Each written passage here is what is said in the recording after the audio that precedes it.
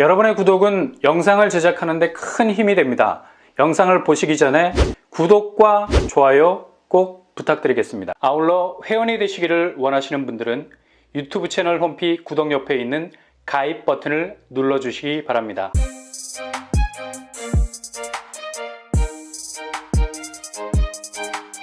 안녕하세요. 번번한 목도빠입니다. 한국은행이 오늘 발표한 충격적인 보고서, 동시에 이런 충격적인 사례를 아주 심플하게, 간단하게 퉁쳐서 한 번에 해결할 만한 해법까지도 내놓은 리포트가 공개가 됐죠.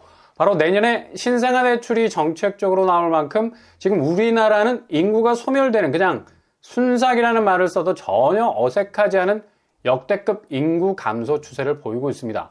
저출산, 일단 애를 낳지 않는다는 건 이게 2세가 세상에 나온다는 것 자체가 상상하기 힘들 정도의 짐이 된다는 거죠. 애를 생각하기 이전에 애를 만들 수 있는 시스템 구축이 기본적으로 안 돼요. 일단 결혼이라는 하드웨어를 만들기가 너무 어려운 환경이라 할 수 있는데, 젊은 세대가 안심하고 가정을 꾸릴 수 있는 기본적인 보호 시스템이 거의 전무하다 보니까 피바람 부는 무한경쟁이라는 태풍의 눈, 그 한가운데로 떠밀려 갈 수밖에 없는 거고, 거기서 적자 생존, 무슨 찰스 다윈의 종의 기원을 써야 할 판이니까 살아남지 못하는 자, 그냥 거기서 죽어라, 그냥 무한경쟁의 삽자루가 그렇게 실패를 경험한 젊은 세대가 다시 부활할 수 없도록 무덤 속으로 파묻어버리는 경향이 많죠. 그래서 그냥 그렇게 거기에 묻히게 되는 겁니다. 젊음은 실패해도 다시 부활할 수 있는, 그러니까 게임으로 말하자면 여분의 회복 능력치, 아니 라이프를 몇 개씩 가지고 있을 수 있는 시간적인 유리함이 있는 시기인데, 우리나라는 한번 삐덕하면 다시 부활이 어려운 극악의 사회 진출 난이도를 가지고 있기 때문에 이걸 뒤져라 뚫기 위해서 노력하는 와중에 제대로 된 성과를 내지 못하고 드러누워 있어버리면 그냥 그걸로 게임이 끝나는 경우가 많다는 얘기입니다. 그만큼 무한경쟁에서 스스로를 노출시키기가 너무 부담 100배. 그러니 젊은 세대가 실패를 제일 두려워할 수밖에 없죠. 성공이라는 건 이런 실패가 관용이 될 수 있는 조금은 너그러운 분위기 속에서 나올 수 있는 건데, 그냥 우리는 단칼이야. 수능도 단판 승부, 취업도 한판 승부, 매주 하는 로또도 한 주 승부. 이거는 다음 주 도전이 가능하니까 패스. 그러니 누가 자신감을 가지고 결혼에 골인을 할 수 있겠습니까? 결혼 자체가 이렇게 뭔가 인생에 변하지 않을 수 있는 상수, 어느 정도 구축한 기본적인 성공 방정식을 그래도 풀어낸 애들이 할 수 있는 건데, 무슨 결혼정보회사 데이터베이스를 들여다보면 명함도 못 내밀어. 이건 그냥 온통 선남선녀들의 정글북. 그러니까 결혼은 미친 짓이라는 생각이 번뜩 들고, 이렇게 기본적으로 애를 낳을 수 있는 가정이라는 하드웨어가 구축이 안 되니 당연받다 출산율은 치고 나갈 수 없는 겁니다. 한국은행 경제연구원은 저출산에 대한 효과적인 대응책이 없다면 2050년 인구 성장률은 마이너스로 갈 확률이 68%. 아니, 확률 숫자가 이 정도로 피사의 사탑처럼 확실하게 기울어졌다는 건 그냥 그렇게 간다는 절대적인 팩트가 될 수밖에 없는데, 지금 당장 인글레이스 현황판을 들여다보면 국내 합계 출산율은 0.8명, 세계 217개국 중에 홍콩 다음으로 낮은 수치. 아니, 홍콩은 차이나잖아. 중국 인구가 기본 본토에서 10억이 버티고 있는 나라인데 홍콩을 가지고 비교를 해? 홍콩은 이미 중국인데 이건 비교 대상이 안 된다는 거고, 결국 한국이 저출산 1위라는 겁니다. 그러니 당연히 전반적인 인구 추세는 이제 고령화로 가는 건데, 새로운 멤버가 나오질 않으니까 당연히 사망률이 출생률보다 높아지는 거고, 그리고 그 사망률 근사치에 갈 수밖에 없는 인구 구성이 초고령화될 수밖에 없는, 그냥 노동 생산성 부분에선 거의 바닥을 기어가는 상황이 펼쳐지게 될 거라는 얘기죠. 심지어 우리나라는 분단 국가라서 안보 위협도 생각할 수밖에 없는데, 단편적으로 남한 인구 증가율이 0.8명, 북한 인구 증가율이 1.8명, 이렇게 되면 결국 북한이 남한을 침략할 수 있는 안보 구멍이 나올 수 있다는 거죠. 이게 단순히 위험한 상상이 아니라 현실이 될 수밖에 없는 건 미국에서도 북한의 남침 가능성이 인구 소멸과 맞물려서 갈 수 있다는 경고까지 하고 있다는 얘기입니다. 정말 쩐다 쩔어. 이렇게 단순히 결혼을 포기하고 애를 낳지 않는 게 문화적인 변형으로 끝나는 게 아니라 우리의 존재 자체를 위협하는 일이 될 수 있다는 건데, 이거 굉장히 해결하기 복잡하게 보이죠. 그러나 의외로 해답은 아주 간단한 데 있습니다. 그냥 너무도 명확한 답을 한은도 제시하고 있습니다. 집값을 2015년 가격으로 낮추면 지금 7명으로 진입하기 시작한 한국 출산율을 1.6명대로 높일 수 있다는 겁니다. 이거 가장 명확한 답이죠. 지금 무슨 출산율 급감으로 인해서 여러 정책들이 많이 쏟아지고 있는데 다른 거 없다는 거죠. 그냥 집값 수준을 확 낮춰버리면 출산율 자동으로 해결이 됩니다.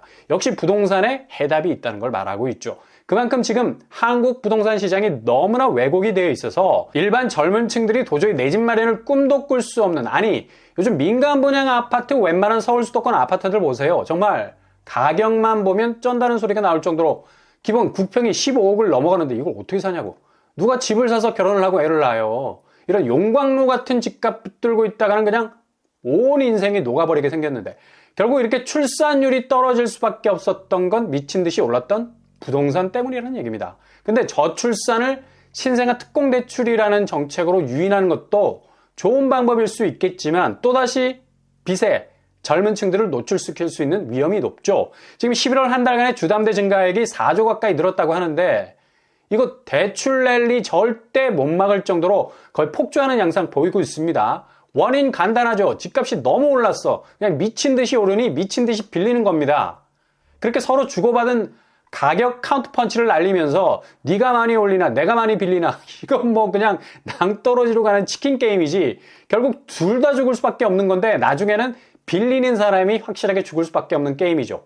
결국 12월을 기점으로 시작된 본격적인 부동산 하락세가 폭락으로 전이되면서 그냥 마구잡이로 집값이 누더기가 될 가능성이 아주 높은데 그렇게 빌린 만큼 집값이 올라줘야 하는데 오히려 집값이 내리꽂히기 시작하는 벼락 시세가 나오니까 그냥 거의 빈사 상태가 되는 겁니다. 이런 대출의 위험을 알면서도 출산율 높인다고 다시 새로운 대출 쪽으로 수요를 유인한다는 건 더욱 부채에 대한 위험도를 높일 수밖에 없는 거죠. 차라리 12월 집값 하락세가 오히려 젊은 세대를 살릴 수 있는 변수가 새로운 전환점이 될 수가 있다는 얘기입니다. 어찌 보면 부동산의 급작스러운 시세 변동 요소가 집값을 예상보다 급격하게 떨어뜨리고 있기 때문에 이런 변수가 집값 장벽을 확실히 무너뜨리게 된다면 또 다른 돌파구가 나올 수 있다는 얘기죠. 근데 이걸 새로운 대출 유인책으로 다시 부채를 쌓게 만들게 한다는 건 그냥 답이 정해져 있는 수순으로 갈 수밖에 없는 천문학적인 부채로 가는 인생 좌표를 찍게 할 수밖에 없다는 얘기입니다. 그러니 오늘 한은에서 내놓은 저출산에 대한 분명한 해법은 바로 다른 거 없습니다.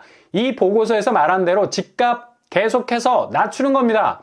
그러면 자연스레 벌이 꿀통으로 들어와서 집을 짓고 토종벌꿀을 양산하듯이 집에 대한 접근성이 쉬워지면 누가 결혼 마다하지 않겠습니까? 그래서 이번에 나온 청년 드림 통장 2%대의 저리 그리고 80% 대출 부분은 굉장히 파격적인 부분이 있었는데 아쉬운 게 서울 집값이 6억 하는 곳이 없어. 상한선이 너무 박하다. 이건 그냥 그림의 떡이 될 수밖에 없는 부분이 분명 있다는 얘기죠. 현실적으로 집값 자체의 수위와는 너무도 다른 대출 규모라는 얘기죠.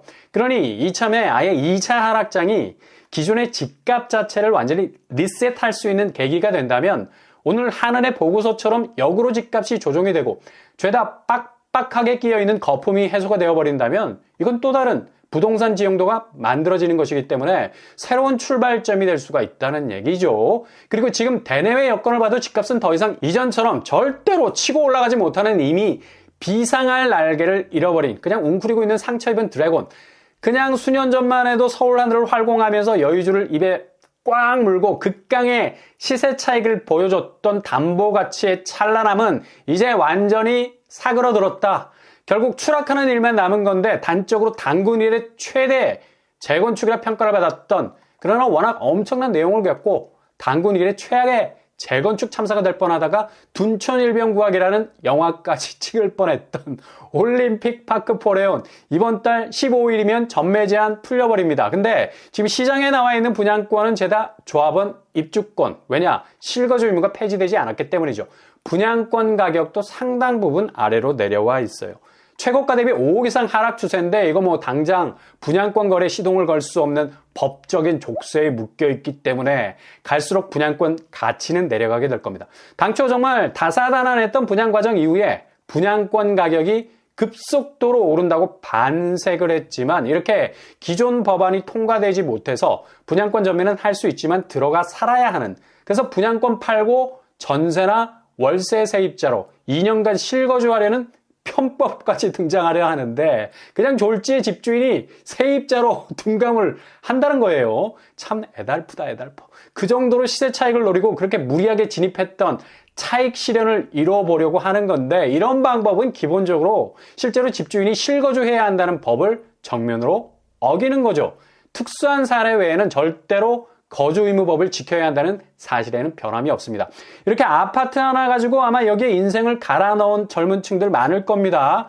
둔촌의 성패 여부에 따라서 인생이 좌우되는 그냥 그렇게 둔촌 주공 아파트만 쳐다보면 개쩐다는 소리가 나올 정도로 매력적으로 보였겠지만 이젠 그냥 실거주 법안이 쓰레기통 안으로 들어갈 확률이 높아서 이번 12월 집값 대하락장의 분위기에 묻혀서 둔촌 주공을 비롯한 여러 분양단지들이 엄청난 가격 내용을 겪을 가능성 높다는 얘기예요.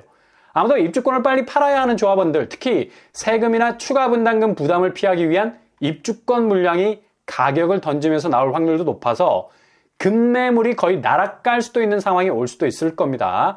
이번 12월 하락장은 분양단지 전매 제한이 풀린 곳들 중에 실거주 의무가 적용되는 단지들을 그대로 때려 눕힐 가능성이 있어 보이고요. 그냥 그렇게 상태에서 비틀거리다가 와르르 호가 방어세가 완전히 무너질 가능성도 있어 보입니다. 그리고 정말 문제가 되어버린 DH 퍼스트 이어 아이파크. 여기도 분양 후에 입주 예정이었는데 여기가 정말 큰일이 났죠. 12월 입주를 앞두고 준공 승인이 안 나오고 임시 사용 허가를 간신히 받아냈지만 기본적으로 준공 허가가 나지 않는 아파트는 등기가 안 돼.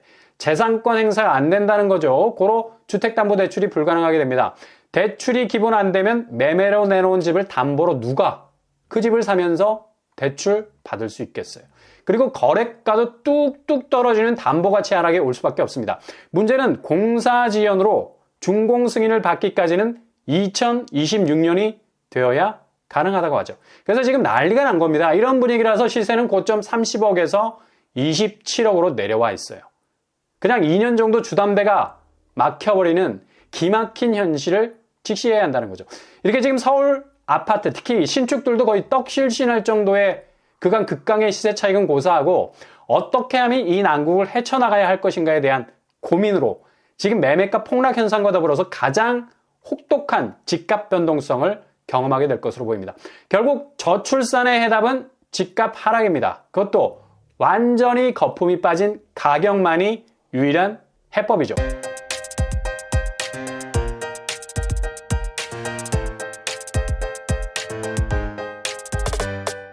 오늘의 부동산 캐리커처, 인구 감소 문제가 초래할 여러 문제는 바로 부동산과 결부가 되어 있습니다. 인구가 주니 당연히 집에 대한 수요도 줄고 결국 집값은 치고 올라갈 기반을 잃죠. 그 이전에 차라리 집값이 정상적인 가격으로 리셋이 되면 오히려 인구 감소 위기는 자연 해결이 될 거란 얘기죠. 결국 한은이 이런 답을 내놨고요. 지금 2차 하락장이 시작되면서 본격화된 서울 신축 아파트들의 고전은 법안이 통과되지 못한 부작용을 시세로 드러낼 건 뻔하고 기본 입주 시점에 주담대가 안 되는 황당한 일까지도 벌어지는 부동산 혼조세가 극에 달하는 모습을 보이고 있습니다. 아무튼 조심조심 한 발 한 발 전진하실 수 있길 바랍니다. 오늘도 응원합니다. 여러분의 길이 꽃길만 되실 수 있길 바랍니다. 이상으로 뻔뻔한 복덕방을 마치겠습니다. 구독과 좋아요 부탁드립니다. 감사합니다.